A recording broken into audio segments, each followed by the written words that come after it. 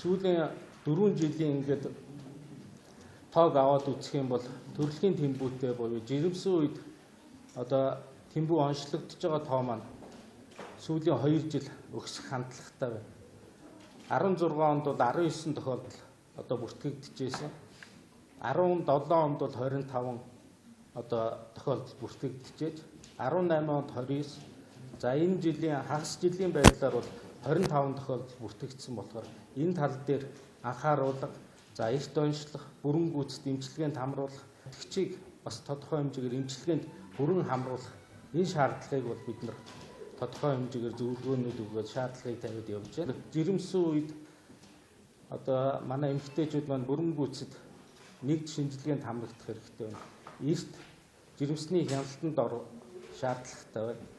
За хоёрт энэ шилжилт хөдөлгөөнд одоо хамрагдж байгаа хүмүүсүүд оршин сууж байгаа хаягаараа бол жирэмсний хяналтанд бүрэн гүйцэд одоо хамрагдах, шинжилгээнд орох, за дээрэс нь бүрэн гүйцэд эмчилгээнд хамрагдах боломжтой шүү гэдгийг бас хэлье. Хүүхдийн эмнэлэг болон их барих эмэгтэйчүүдийн эмнэлэг дээр бол тэмбүүтэй төрсэн хүүхдүүдийн тусламж үйлчилгээ, за жирэмсэн үед онцлогдсон одоо жирэмсний эмчилгээ үйлчилгээний талаарх баримтлах журам бол гарсан байгаа. За энэтэй холбоотойгоор манай төв хөдөө орон нутаг болон за нийслэлийн тусламж үйлчилгээ үзүүлдэг 57 байгууллагад бол санамж бичиг, за мөн тусламж үйлчилгээний талаарх анхааруулга, сэрэмжлүүлэг бол явагдсан байгаа.